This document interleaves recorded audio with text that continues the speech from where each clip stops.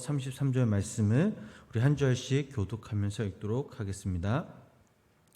예수께서 즉시 제자들을 재촉하사 자기가 무리를 보내는 동안에 배를 타고 앞서 건너편으로 가게 하시고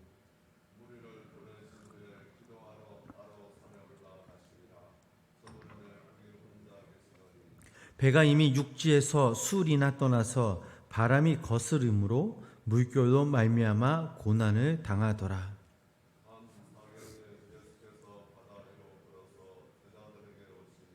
제자들이 그가 바다 위로 걸어오심을 보고 놀라 유령이라 하며 무서워하여 소리 지르거늘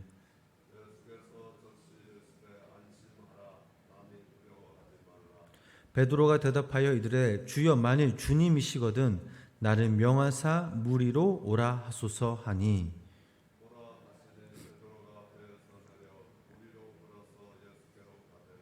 바람을 보고 무서워 빠져가는지라 소리지어 이르되 주여 나를 구원하소서 하니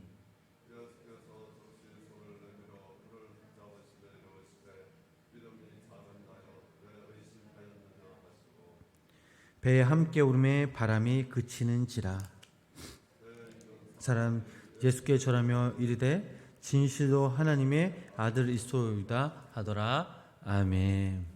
오늘도 이 새벽 하루 첫 시작을 예배로 시작하는 우리 성도님들 삶 가운데 하나님의 크신 은혜와 사랑이 함께 하시길 주님의 이름으로 간절히 축원합니다. 보리떡 5개와 물고기 2마리로 5,000명을 배불리 먹이시고 예수님은 무리들을 서둘러 해산시키시고 또 당신의 제자들을 재촉하여 당신보다 앞서 건너편으로 가게 하셨습니다. 그 말씀이 본문 22절 말씀입니다. 그 말씀 다시 한번 함께 읽어보도록 하겠습니다. 예수께서 즉시 제자들을 재촉하사 자기가 무리를 보내는 동안에 배를 타고 앞서 건너편으로 가게 하시고 말씀을 읽어보면 어떠한 특별한 사항이 전개되는 것을 우리는 볼 수가 있습니다. 조금 전 그 상황을 다시 되돌아보면 오병이어의 기적이 일어났습니다. 5,000명이 먹고도 12강주리가 남았습니다. 그렇다면 왜 예수님께서 이처럼 무리들을 서둘러 해산시키시고 또 당신의 제자들을 미리 떠날 그 보내신 그 이유가 무엇입니까? 자, 여기에는 몇 가지 이유가 있습니다. 본문 23절 말씀 우리 함께 다시 한번 읽어보도록 하겠습니다. 무리들을 보내신 후에 기도하러 따로 산에 올라가시니라 저물며 저기 혼자 계시더니 아멘. 자, 방금 저희들이 읽은 말씀을 말해주는 것은 무엇이냐? 바로 홀로 남아 기도하시기 위함이었습니다. 즉 예수님께서는 당신을 따르기 위하여 빈들에 나온 그런 사람들을 돌려보내시고 또 그리고 당신의 제자들을 당신보다 앞서 바다로 건너갈 것을 재촉하신 만큼 홀로 남아 기도하시기를 간절히 원하셨던 것입니다. 그렇다면 왜 예수님께서 이처럼 홀로 남아 기도하시기를 원하셨던 것일까요? 그 이유는 너무나 분명합니다. 예수님께서 성부 하나님이신 그 아버지를 진심으로 사랑하셨기 때문입니다. 성부 하나님을 진심으로 사랑하셨기에 그 어떤 시간도 하나님과 비밀하고 은밀한 시간을 갖기 원하셨던 것입니다. 그 어떤 시간보다도 즐겁고 가치 있는 시간으로 여기셨던 것입니다. 이것은 오늘날 우리들에게 있어 마찬가지입니다. 우리들도 하나님을 진정으로 우리가 사랑한다면 단 둘만의 그런 비밀한 시간을 즐겁고 가치 있는 그 시간으로 여기고 진심으로 그 시간을 기다리면서 우리는 갈망해야 합니다. 그래서 항상 하나님과 깊은 교제의 시간을 떼어놓고 그 어떤 일로도 그 시간을 방해받지 않으려고 우리 스스로 노력해야 합니다.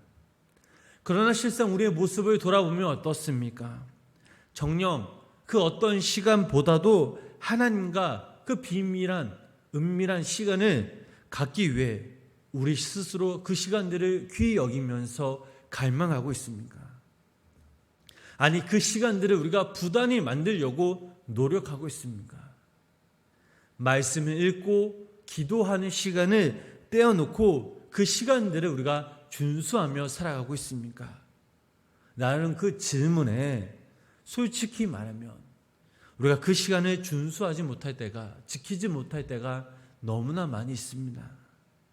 하나님과 그 비밀한 시간을 갖기보다는 세상의 문화를 접할 때가 더욱더 많습니다. 하나님 앞에 나아가는 일이 기쁨이 아니라 때로는 그런 시간들이 짐이 될 때도 있습니다. 그렇다면 무엇 때문에 우리가 하나님께 나아가지 못할까요? 그 이유는 너무나 간단합니다. 하나님을 우리의 삶의 우선순위로 생각하지 않을 뿐더러 하나님을 진심으로 우리가 사랑하지 않기 때문입니다. 하나님을 사랑한다고 우리가 하나님께 예배 드린다고 하지만 하나님보다는 내 일이 먼저 우선이며 세상의 문화, 여가생활, 그리고 무엇보다 이 세상을 우리가 더 사랑하기 때문입니다. 그래서 하나님 앞에 나아가기를 부담스러워하고 또 하나님과의 그 비밀한 교제를 우리가 누리지 못한다는 그 사실입니다. 성도님 여러분, 우리가 진심으로 하나님을 사랑하는 사람들이 되어야만 합니다. 그저 말로만 하나님을 사랑하는 것이 아니라 온 마음 다해서 우리의 행실로 그 하나님을 사랑해야 합니다. 우리의 삶을 통해 하나님을 사랑한다라는 것이 진정 느껴져야 합니다. 그렇다면 이제 우리 스스로 변화될 수 있도록 노력하며 무엇보다 하나님과 그 비밀한 그 시간을 갖기 애쓰기 또 즐거워할 줄 우리는 알아야 되겠습니다. 이처럼 하나님을 우리가 전심으로 우리가 사랑할 때에 하나님이 주시는 그 참된 기쁨, 믿음에 우리는 그 참맛을 느낄 수 있음을 믿으시기를 바랍니다. 계속해서 본문 24절, 25절 말씀 우리 함께 읽어보도록 하겠습니다. 배가 이미 육지에서 술이 떠나서 바사람이 거스림으로 물결로 말미암아 고난을 당하더라. 밤 사경에 예수께서 바다 위로 걸어서 제자들에게 오시니 아멘. 예수님의 말씀대로 제자들은 이미 배를 타고 그곳을 떠났습니다. 건너편으로 가기 위해 육지에서 술이나 떨어진 그 지점에 도달하기 전 갑자기 폭풍을 만나게 된 것입니다. 제자들이 당한 이 고난은 아주 생사가 걸려있는 아주 심각한 그런 고난이었습니다. 이 폭풍은 지중해에서 가끔 발생하는 특별한 현상인데 엄청난 파도를 일으키는 강한 바람 때문에 한치 앞을 바라볼 수 없다라고 합니다. 즉 심각한 상황이 벌어진 거죠. 밤 사경은 새벽 4시에서 6시에 해당하는 시간입니다. 제자들이 떠날 무렵에는 초저녁이었습니다. 그런데 밤 사경 때까지 고생했다라는 것을 보면 제자들이 얼마나 그 바다 한가운데서 고생했는지 짐작할 수가 있습니다. 아마 그들은 지치고 기진맥진했을 것입니다. 무엇보다 죽음에 대한 그 공포가 엄습했을 것입니다. 여기 아주 극적인 대조가 있습니다. 불과 몇 시간 전에는 5,000명을 먹이고도 12요리가 강주리가 남는 기적을 목격한 사람들, 이 제자들인데 그 다음에 죽음의 위기에 놓이게 된다라는 사실입니다. 이처럼 축복과 고난은 대비되어 나타납니다. 우리들도 하나님께로부터 은혜를 받고 기뻐하다가 다음 순간 정반대에 우리는 그런 삶의 경험들을 할 수 있습니다. 이것이 바로 그리스도인들이 겪는 축복과 고난의 두 주제입니다. 이것이 우리의 인생의 단면입니다. 모든 것이 잘 되고 평안했는데 어느 날 생각하지도 못한 풍랑과 파도에 덮쳐 꼼짝 못하는 그런 경우가 있다라는 사실입니다. 계속해서 26절 말씀 읽어보도록 하겠습니다. 제자들이 그가 바다 위로 걸어오심을 보고 놀라 유령이다 하며 무서워하여 소리 지르거늘. 아멘. 밤 사경에 폭풍 속에서 절망하고 지칠 대로 지친 어두컴컴한 그 밤에 주님이 나타나셨습니다. 주님께서 제자들 앞에 나타나셨다라는 것은 당신의 제자들의 형편과 처지를 정확하게 알고 계셨음을 나타냅니다. 그래서 예수님은 당신에게 속한 자들을 고난 속에 홀로 버려두지 않으시고 친히 그 고난의 현장으로 다가오신다는 사실입니다. 그곳이 어느 곳이든 심지어 영원한 멸망의 땅일지라도 예수님께서는 마다하지 않으시고 그 고난의 현장으로 오시어 당신의 사람들을 구원하시며 일으켜 세워 주신다는 사실입니다. 이것은 예수님의 사랑을 의미합니다. 놀라운 사랑인 거죠. 모두 다 잠자는 그 시간, 제자들은 죽음의 위기에 놓인 그 상황에 주님은 물 위를 걸어오셔서 불의의 고난 가운데 있는 그런 제자들을 만나게 해주십니다. 이것은 하나님께서 우리들을 사랑하셔서 방법과 시간과 공간을 초월하고 희생의 대가 여부를 초월하여 언제든지 우리들에게 찾아오신다는 그런 하나님의 귀한 그 마음이 이 말씀에 담겨져 있다라는 사실입니다. 또한 밤사경에 예수님이 물 위로 걸어오셨다라는 것의 또 다른 의미는 인간의 절망의 그때에 하나님께서 정확하게 나타나신다는 것입니다. 그들은 밤새도록 그 위기에서 벗어나려고 최선을 다했을 것입니다. 자신들의 생각과 경험, 지식들을 총동원했을 것입니다. 얼마나 무섭고 답답하며 하나님께 기도드렸겠습니까? 그런데 더 이상 버틸 힘이 없었습니다. 인간의 한계까지 분명 왔을 것입니다. 여기서 우리는 인간 깨닫게 되는 것이 있는데 바로 인간이 한계까지 왔을 때 바로 그때에 하나님께서 일하신다는 사실입니다. 인간의 절망과 또한 패배는 곧 하나님의 소망과 승리가 있다라는 사실을 기억하시기를 바랍니다. 우리가 다 모든 것을 내려놓고 포기해야 하나님이 움직이기 시작하십니다.